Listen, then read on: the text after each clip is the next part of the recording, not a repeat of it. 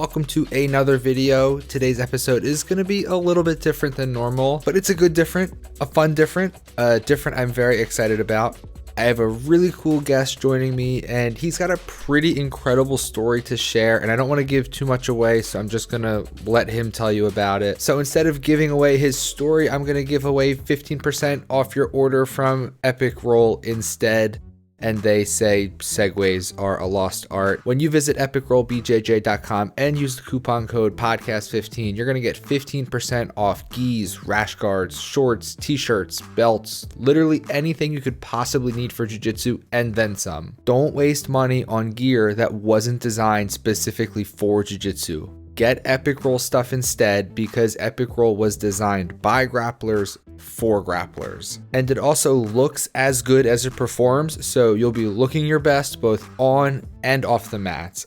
Give Epic Roll a follow on Instagram at epicrollbjj and use the code podcast15 at epicrollbjj.com. My guest today is a cancer survivor who is using fitness to spread a positive message and raise a lot of money for charity. Please welcome to the show, Jonathan Walker.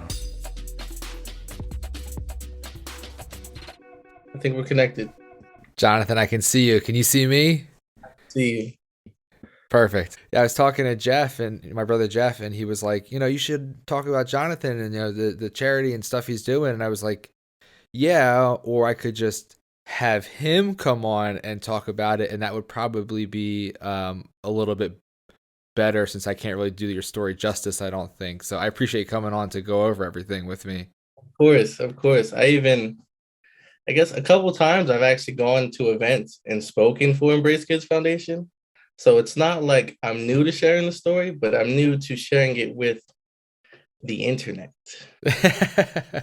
Well, on behalf of the internet, I would say welcome. You also have a distinct honor of you're probably the only jiu-jitsu white belt that I'll ever have on this show, only because you don't train jiu-jitsu. So everyone who doesn't train jiu-jitsu is a white belt. So congratulations there. But like I said, I can't really do your story justice. I'm just going to let you tell it. Just give me the story. Just give me why you're here, who you are, and what's going on in your life. So I think I'm going to start in more recent years and then jump back and then tie it all together. So we're going cinema style. You're going out of order a little bit, tie it all together. All right, go for it. Start here, go back, and then bring you to where we are now. So on, January 1st, 2022, I made fitness accounts. And I decided that I'm now going to share my fitness journey with whoever. I had no goals for what I'm going to make, what content I'm going to post. I'm kind of just figuring this out as I go. And that's exactly what I did with my own fitness journey before sharing it with people. Does that make sense? Right. Yeah, 100%. I started figured it out along the way. And so on January 1st, I was like, you know what? I've been working too hard for too long that it's time to share it. And so I kind of started one TikTok I made blew up and it has 4.5 million views. I've got like 16,000 followers. It's crazy. It's surreal. I feel like I'm just in the car and it's driving. I'm not driving the car. And so that's where we are today. I now have an online presence and I'm just trying to share my story.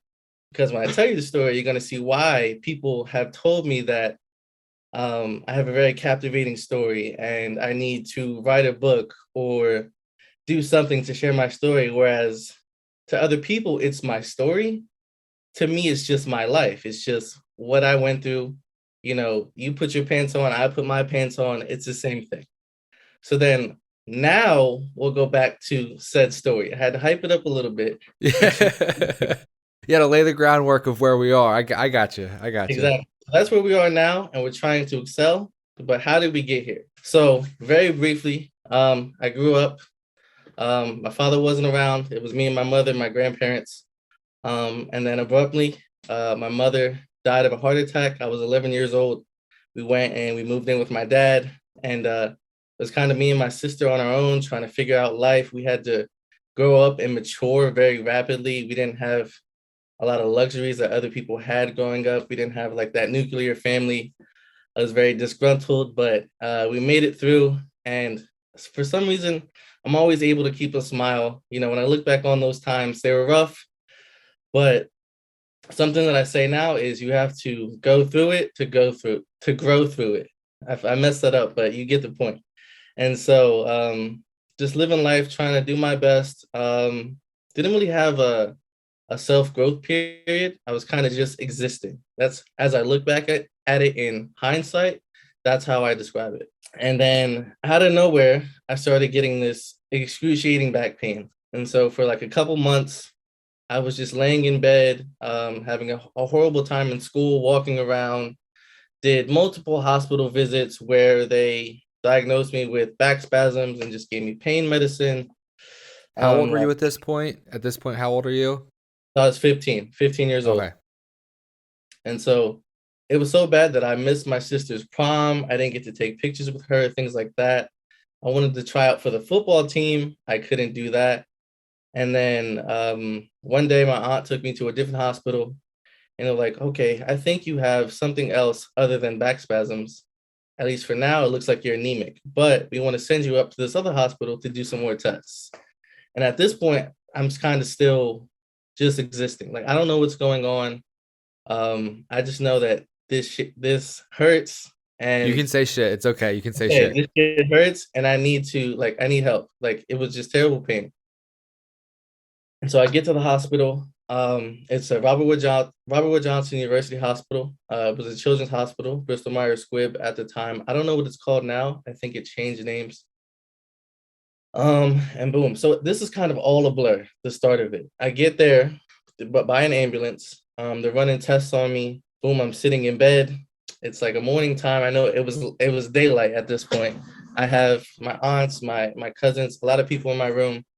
And then in addition to my family, there was actually someone from Embrace Kids Foundation in the room when I heard the news that I was diagnosed with leukemia. And as a 15-year-old, I spent my 16th birthday in the hospital after hearing my diagnosis. When I first heard leukemia, I had no idea what that was. Yeah. You It's just know, like, what is this terrible thing you're telling me that I yeah, have? And yep. The way the doctor said it, the look on my family's face, I think I instantly started crying. I had no idea what it was. You know, people have just a negative connotation when it comes to cancer. It's a scary thing. There's nothing you can do about it, type of thing. And there's all this talk of finding a cure for cancer. And so I get that news and I'm shocked. I don't know what my life is about to look like. And I don't know what treatment's gonna look like. I'm worried that I'm gonna lose my hair because prior to that, I grew my hair out and had a big afro. It was down to my shoulders. And it's what then at 15 years old, like you have priorities. Like that hair is, yeah, you yeah, think about yeah, that hair. yeah. And so boom, I get that diagnosis. My family's there supporting me. My grandma flies in from Florida. And then the funny thing is, I said I spent my 16th birthday in the hospital. So people from Embrace Kids Foundation threw me a birthday party in the hospital. They had cake and pizza, and they got me an iPad for my birthday, which is so cool as you hear this. You know, it's terrible. As you hear this terrible news, here's this just ray of sunshine coming to say, you know what? We got you. It's gonna Yeah. be okay. Yeah. And so as time progressed, I'm kind of the person that rolls with the punches. I like to say that I'm reactive and not proactive. So things happen, I deal with it. And that's kind of what happened with my diagnosis. And along the way, you know, my family, my friends, people from my school, and Embrace Kids Foundation have just been there every step of the way. I didn't do anything alone.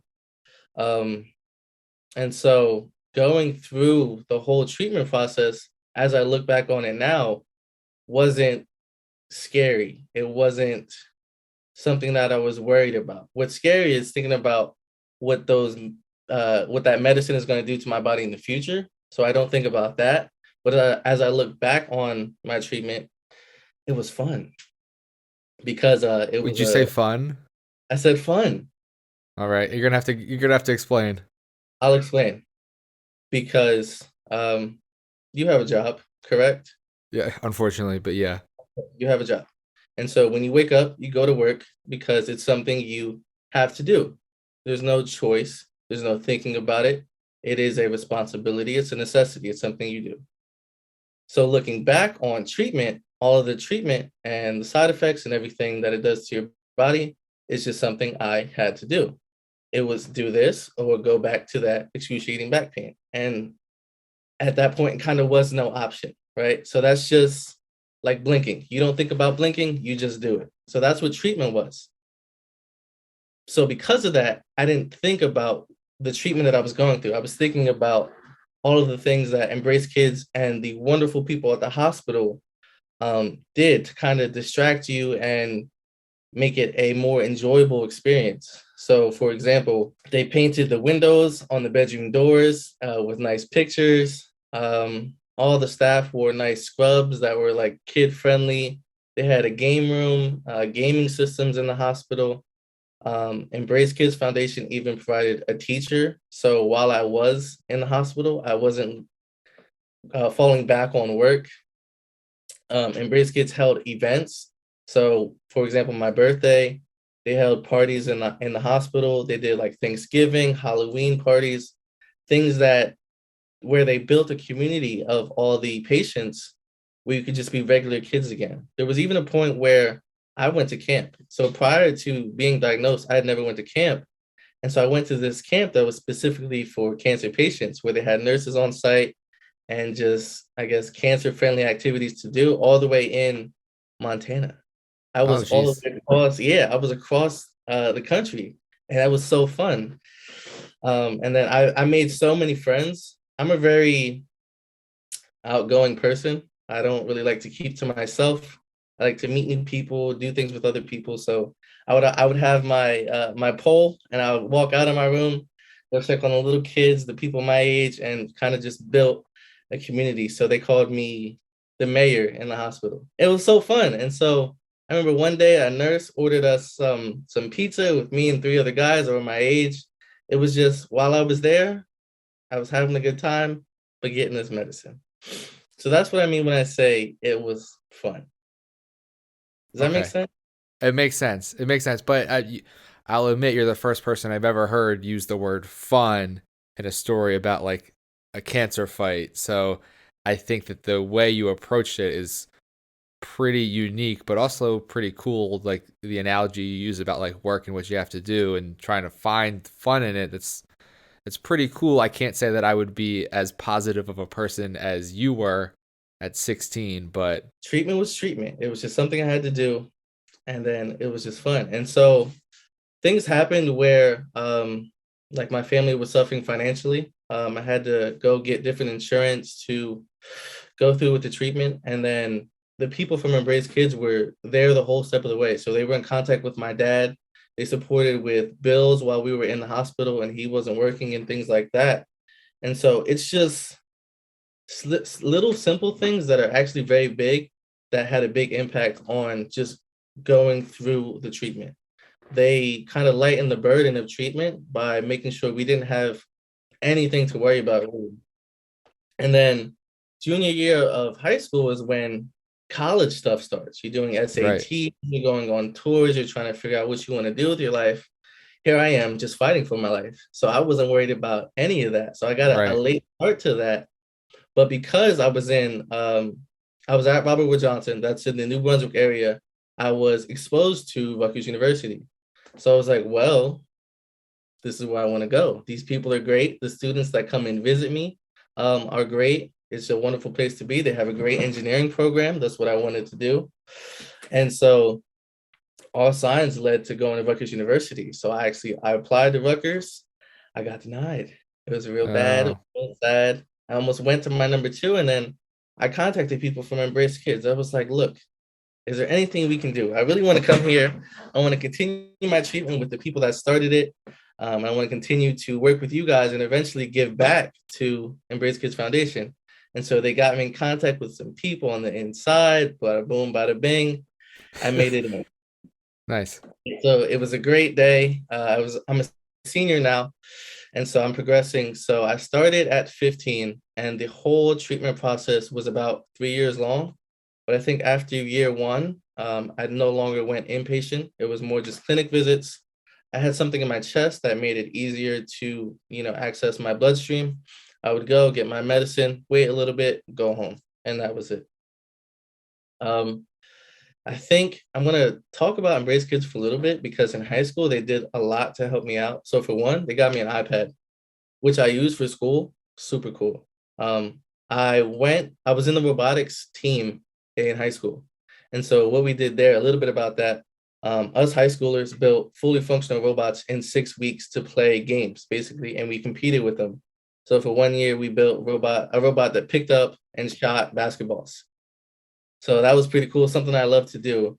And so we made it to the world championships every year I was there. But while I was diagnosed, I wasn't really active in the team and I couldn't afford to go to the championships because it was in St. Louis, Missouri. And Braves Kids Foundation paid for my trip, made sure I was going. I wish I had pictures ready, but you can see pictures of bald me at the championship, enjoying myself, having a great time.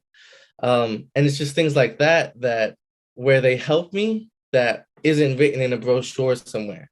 They're Right. just Right. very, very personable people to help you enjoy your life and have a good time.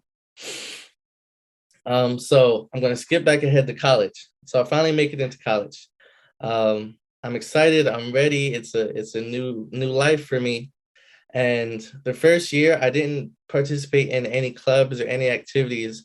But the one thing I made sure I did was Rutgers University Dance Marathon. Because in 2013, I was diagnosed in 2012 in the middle of the year. In 2013, I went and I spoke at Rutgers University Dance Marathon as an Embrace Kid to help the students, push through because at that point it was a 30-hour event where they couldn't sit for the whole time. Everybody raised money for Embrace Kids, and they just had a wonderful time dancing, socializing, and just raising awareness. Like Rutgers University Dance Marathon is real big among Greek life and all student organizations at Rutgers. Everybody knows about it. It's talked about in orientation, and it raises so much money and awareness for Embrace Kids that if you go to Rutgers, you know about Embrace Kids and you know about Dance Marathon. And so my first year, I did a big campaign with trying to raise awareness. I spoke in my church. I did a lot of Facebook interactions, and I think I raised around $3,000. I was Wow. second in donations that year, and I didn't have a team. It was all me by myself, sharing my story, trying to get people to understand that this foundation is incredible. And if you want to help anybody, it would be them. And then as the years went on, so I actually took a little bit longer to graduate because I struggled with school and classes. But for multiple years, I came back and I did Rutgers University Dance Marathon, had a great time. And then over the years, as I was healthier now, I think I went into remission a couple days after starting chemotherapy. And after that, I was just finishing the treatment process to finalize however, they do it. Yeah. Yeah. And so I actually went and I spoke at a couple Embrace Kids events where I just shared my story to donors and people to, raise awareness, try to get funds and donations. So that was really fun to do. And then I didn't touch on this. While I was in the hospital, a fraternity from Rutgers University kind of adopted me. And so fraternity brothers would come to the hospital whenever I was scheduled to be there, and they would play video games with me, have pizza with me, take me out to dinner and things like that. And that was really fun. So the person who was kind of my point of contact in that fraternity ended up working with Embrace Kids, and he has like a very high position now, and we're still like this to this day. I call him my real life brother. He knows everything. We stay up to date. We're still in contact. And I think that's going to be like a lifelong relationship with Yeah, somebody it's from. awesome. He was actually the person that was in the room when I got my diagnosis. Oh, okay. From start to now until forever, I'm going to be with his name's Armand, with Armand. Yeah, that's a pretty powerful connection to have been there from the like literal day one diagnosis. That's crazy. And it just so happened to be that he was there when it came in, when the news came in, basically. And so when I got to Rutgers, I joined a professional co-ed engineering fraternity. It's State of Tau. Real great. They helped me get through a lot. But then we were involved with the RU for Kids program prior to me even joining.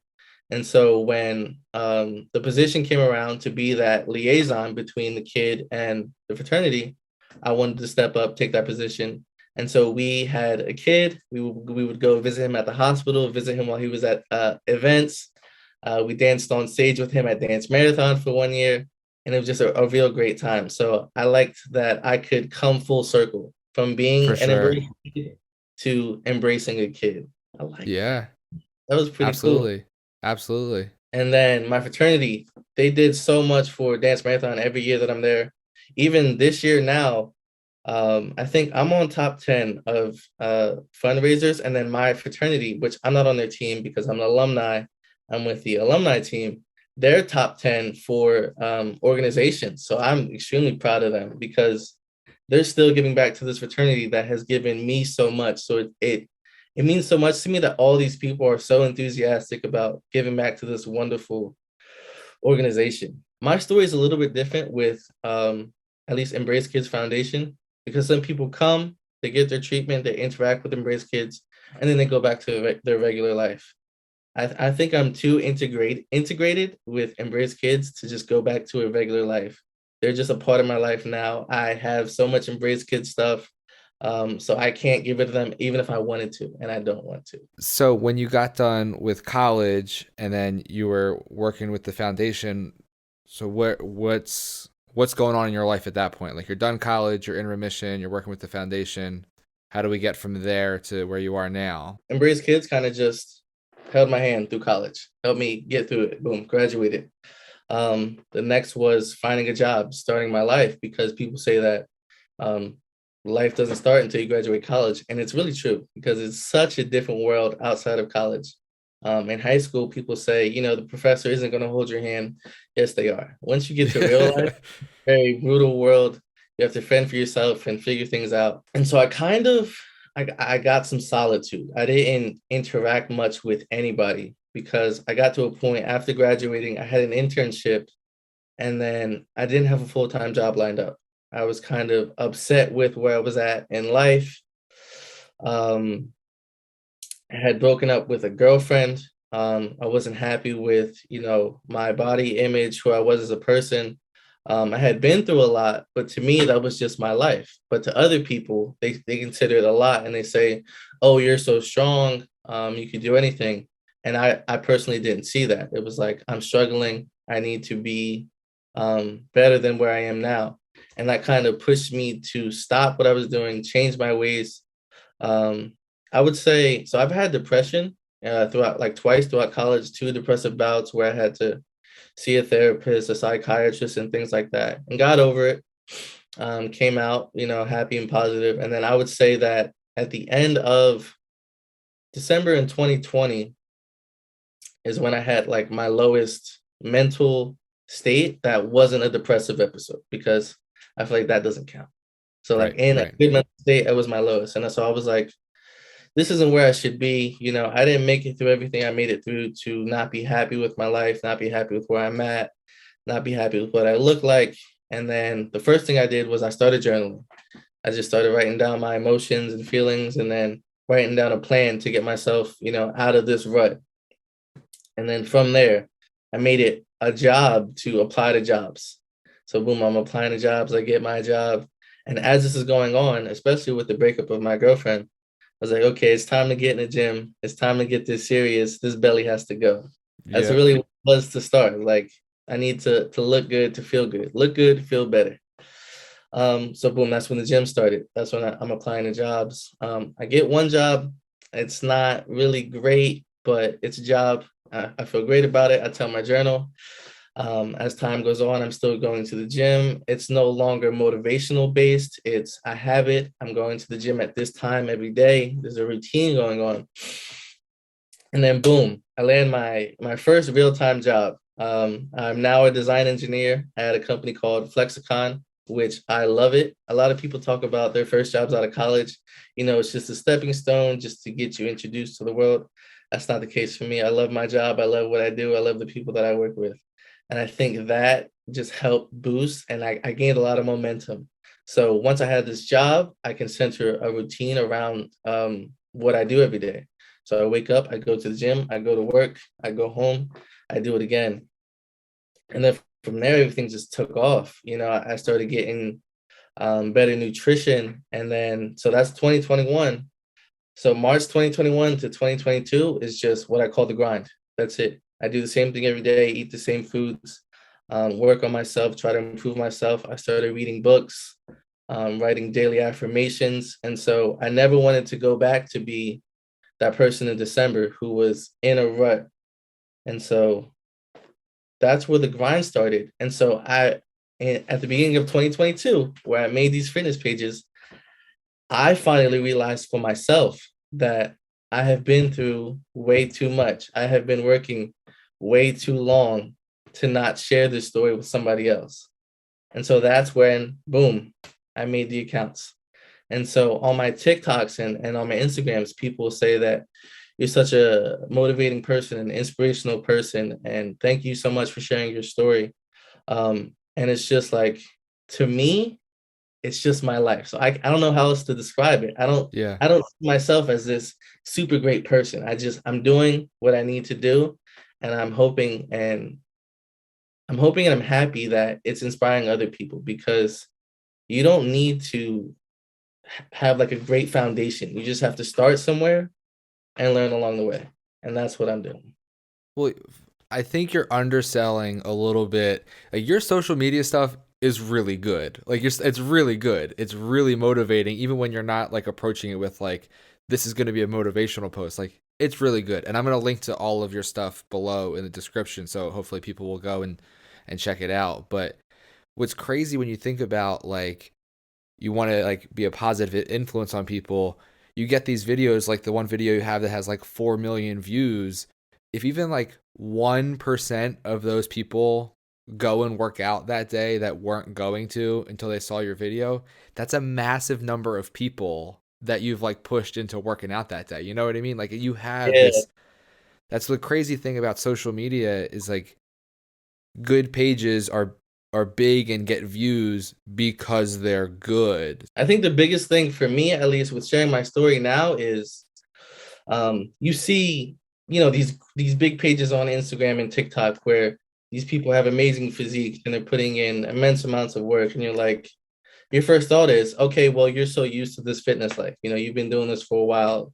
You already know what to do. Um, and so I think that's what people see when they see my pages now.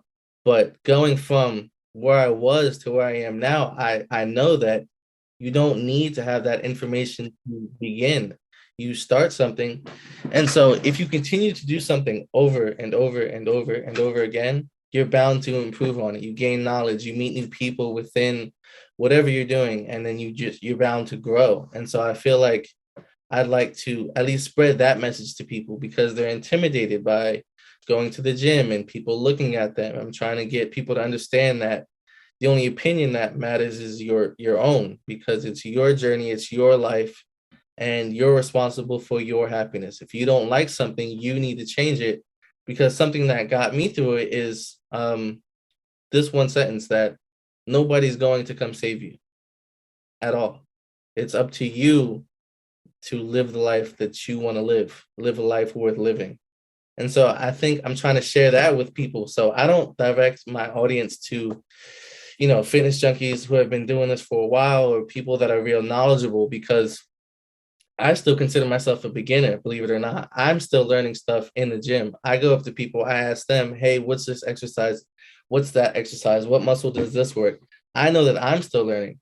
And so when I provide information to people, it's not coming from somebody that has certifications or degrees or massive amounts of knowledge in this field. I'm just somebody who started and never stopped. And so that's what I'm trying to convey to people. Just start doing something, eat better, change one thing. And over time, you'll start to figure it out, and you'll find what works for you. Because what worked for me won't work for everybody else. But I'm trying to tell people that you just have to find something and do it, really. Well, I think for a lot of people, you are very open about the fact about like being at my lowest and coming out of that. And you, if people aren't already following your social media, you've post, I went from this to this, and I worked from this to this. And I think a lot of people who were like fitness influencers, like you said, you don't ever see their beginning. You don't ever Yeah. see, like, you're picking up when they're already at their peak. And that can be discouraging for people because they can feel like, well, I'm never going to look like that. I'm never going to get there. But when Mhm. you come along and they see your page and you're like, this is what I look like, the same way that a lot of people look, and this is where I am now, and this is how I went about getting there, that resonates with people because they can do that same path. And you can kind of show, like, it doesn't really matter what you look like right now or how you feel or what you want to change. Like, it's possible. You can do it. Yeah. I'm trying to be relatable to, I guess, what most people look like, so that people who are at their peak posting this amazing content, no doubts about it. Their content's amazing. They look great. They're putting in that work. I'm not trying to discredit them at all, but most people don't look like that. When I'm in the gym, I feel small because there's people in the gym who are bigger than me. And then I go out to public locations or I'm just out and about, and I'm typically the biggest guy in the room. And so everybody's coming up to me asking me, how much do you bench? This and that. And so when you surround yourself with these fitness people, it is discouraging, even for someone like me, because I see somebody, and you're not supposed to do this. You're not, the only person you're supposed to compare yourself to is yourself, because that's who you're trying to be better than. But with so much social media and just seeing people out and about, you can't help but compare. But I try to limit it to not too much. And that's why I make the videos for myself, to remind myself, this is where you were, this is where you are now. So like I'll take a picture and be like, I still got work to do. And then a couple of weeks later, I'll look back at that picture and say, you know what? That pic was kind of fire. Like Yeah. you're Yep. doing something. Yep. That's why you don't Um, ever delete anything. You always oh, just save it so you can come back to it at a later date. just save it, just save it. Yeah, and so when you see that content where when they're at their peak, it's kind of just like, okay, this is entertainment. I can't do this. I'm never gonna do that. And so I just try to be, I guess the word is relatable. Like you can do it, you can do it. And so I remember throughout my whole journey, I would see things on Snapchat and Instagram of people doing exactly what I'm doing. This is where I was. Boom, here's videos of me working out, and then boom, here's where I am now. And so as I'm watching them, I'm not jealous. I'm admiring it. And I'm like, you know what? This is going to be me one day. And so like when I still had my belly and I wasn't happy with my look, I was always striving to be happy with it, but I'm never satisfied because I can always be better. But where I am now, I'm very happy. I saw those people and I was like, look, this is going to be me one day. I didn't know that I would start sharing on social media and start motivating people to work out. Um, but I knew that this time around, I was going to complete this journey. I was going to get that look that I wanted, because I actually started in 2017. That's when I first went to the gym in college for the first time, lifted my first weight with a fraternity brother. He taught me some ropes. But I would start and stop and start and stop and eat bad food, eat healthy food. But this time around, I was like, no, there's no games. I have to be my best self. Something else that pushed me as well is just a bunch of older people in my life would always say, back when I was 25, I was in the best shape of my life. I was like, well, 25 is approaching. I need to get there because it's Yeah. only Right. from there. So I just try to encourage people to just do it, just do something. So like now, as somebody who just did it, I understand how meaningful Nike's logo is. Just do it. Well, one thing that I'm going to need you to do is I think that I'm going to need you to get on the mat and do some jujitsu because I think it's one thing missing from your page is more jujitsu action. And you're in Jersey, right? You're in Jersey? Yeah, yeah, yeah. My guy. I'm here to help. We're gonna mix in some jujitsu into your life. Okay, you don't understand what that means, because as a big guy, I'm very intimidating, right? I'm the biggest pacifist in the world. I'm very non-combatant, and because I went through a lot in life, I didn't really have to learn those fighting skills.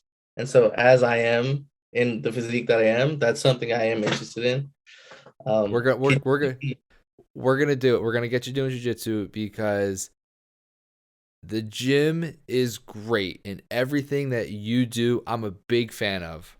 I'm a okay? big fan of the gym. I love to lift. I love to run. People on the show know I'm like a triathlon nerd and I do all those dorky sports too.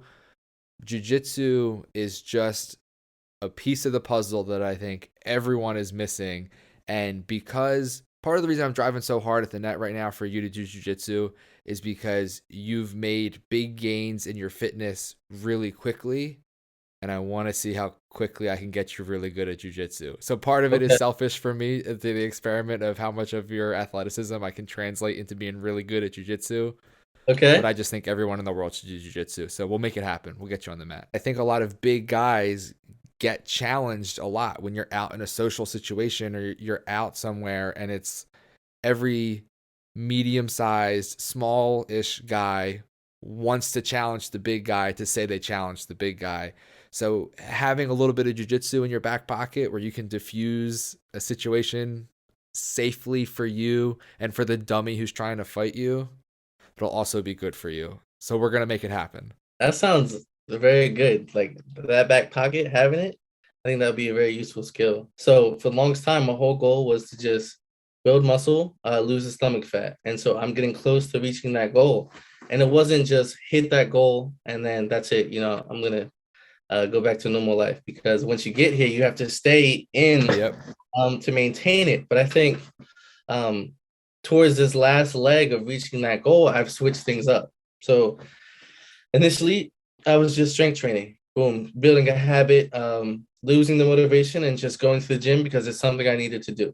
Then that switched to okay, let's add some cardio in there because this isn't what I thought when I first started. But running is fun. Everybody runs. You see athletic people, they run. So Right. it was a start just because it's something you have to do. You have to have good cardiovascular health, and that helps with your overall life. So that's something that changed that wasn't there in the beginning.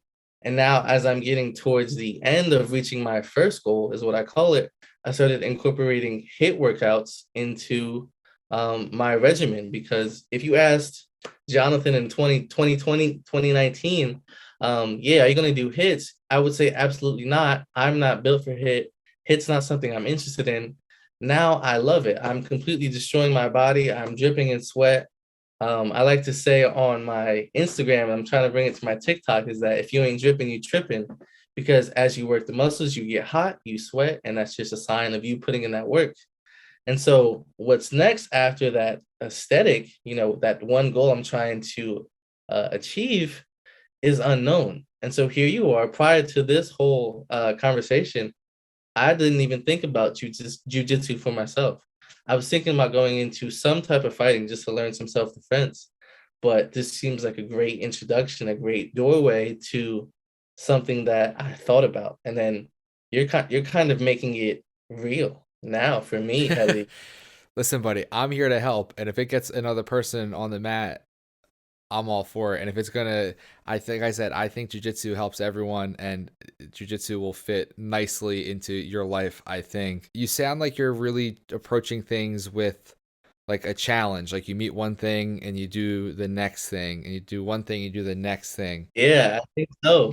Because now that I started hit, I want to do, those hit workouts that you see those super buff dudes where they're doing weights and they're doing so, and it just looks good. I think that's something I'm gonna strive for. I'm not really focused on building strength. I just want to um just be skinny, look athletic, and be able to use this body that I have. Really. Before we get out of here, let everyone know.